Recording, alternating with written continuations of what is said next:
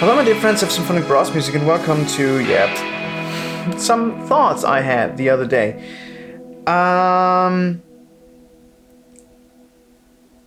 Start where you heard it with the story. I have an assistant, currently, Jennifer.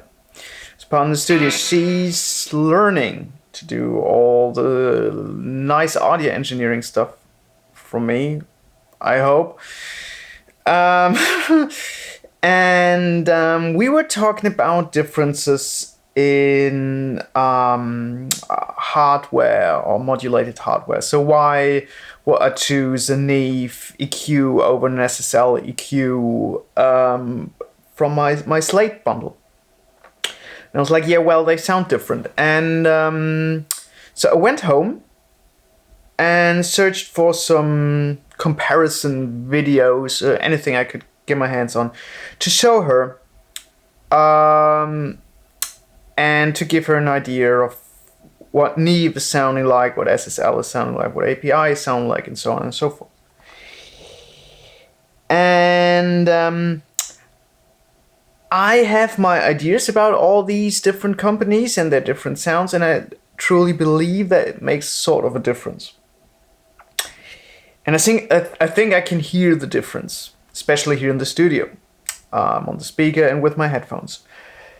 So, but I was at home searching for these videos, and I came across a really, really great comparison Sound on Sound did for preamps a while ago, where they just compared several different preamps on an acoustic piano. And you can download the files and listen to them.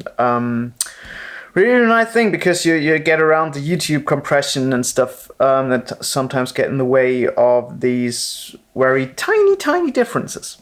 So I downloaded that and wanted to listen to this in the studio together with her, so that we can together discuss on what we hear and what we don't hear. But I wanted to check on that, and I was curious. So I was, it was like 9 p.m. something in the evening. The kids already in bed, and I was sitting on the couch with my trusty old Bluetooth headphones. I have Sennheiser's HD 450 BT, which I really like. Just to casually listen to music. These are not headphones I mix on or whatsoever. These are just I listen to YouTube and music at home headphones. But I was just curious if this is alright, what I think that Neve is sounding like, as SSL is sounding like, and so on and so forth. So I skipped through these tracks, and I was like, okay, don't hear a difference. I listened to it again and I couldn't figure out a difference at all. I was completely lost and I had no idea the difference. And okay, it was 9 p.m. And okay, these are Bluetooth headphones in a mid-price. So what do I expect? And that's all right. That's all fine, because the other day yesterday actually, we came in, listened to the files, and it was pretty obvious for me which sounded which. It's tiny differences, nothing really huge. I'm not. I don't want to say that the differences in preamps, especially in EQs you use in a mix, are huge, but there are differences, and I could hear them here. But I wasn't able to listen to hear it at home at all, especially not at 9 p.m. after working the whole day and doing audio stuff the whole day. So that's all fine. But, and now's the big but, in what situations do people listen to the music that we mix, that we produce, that we put out? They will listen to them on Bluetooth headphones, at home, maybe after work.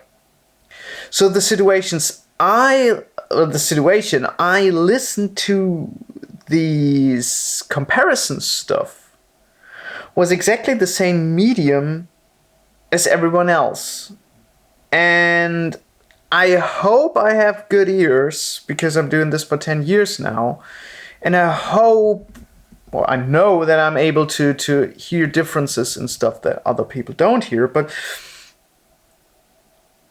I am not the average person out there listening to music. So what does it matter? Like, at all? And we're talking about preamps. We're not talking about converters, and we're not talking about DAWs, and we're not talking about how one emulation of a hardware plugin sounds compared to another. But does it really matter? And I say yes and no. Because on one hand side, the only thing that matters is what's coming out of the speaker, just to quote that sentence once more. Credits to Andrew Scheps. It doesn't matter how you get your song to sound like it is.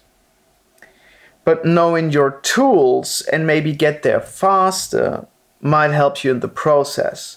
So if you know the difference between a Neve preamp, let's stick with preamps. If you know the differences between your Neve 1073 and your API 512 and your whatever Gold mic, and you just use them in the right situation, on the right signal, with the right distortion and blah blah blah blah blah, then your mix, you will mix faster, and your song might sound better at the end because you already did something to the signal which is pleasant to the sound while tracking. And also, if you use a specific plugin, you might be faster than by using another plugin. So yes, it does matter. But releasing a song on Spotify and then saying, yes, the vocals sound that awesome because they're tracked with the Neumann whatever TLM 67 through a Neve 1073 with Ura with an old vintage LA2A whatever, through a Prism converter into a Mac Pro, and all the signal chain costs about whatever, more like my car is worth. That's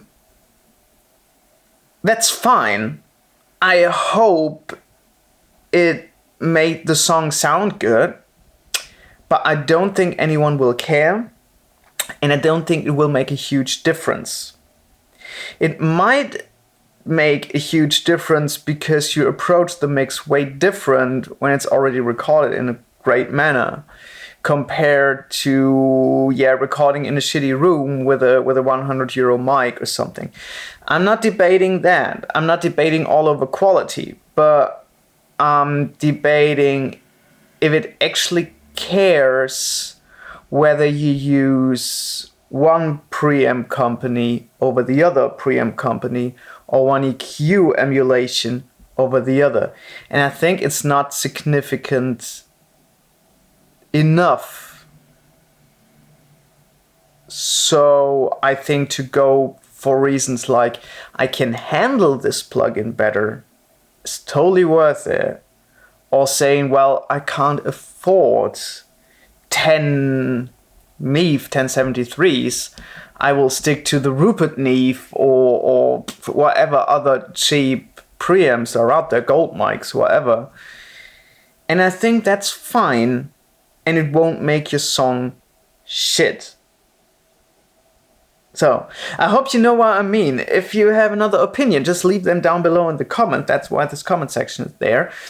And if you like these kind of videos, hit that subscribe button and the thumbs up. So thanks very much for watching. See you soon. Bye bye.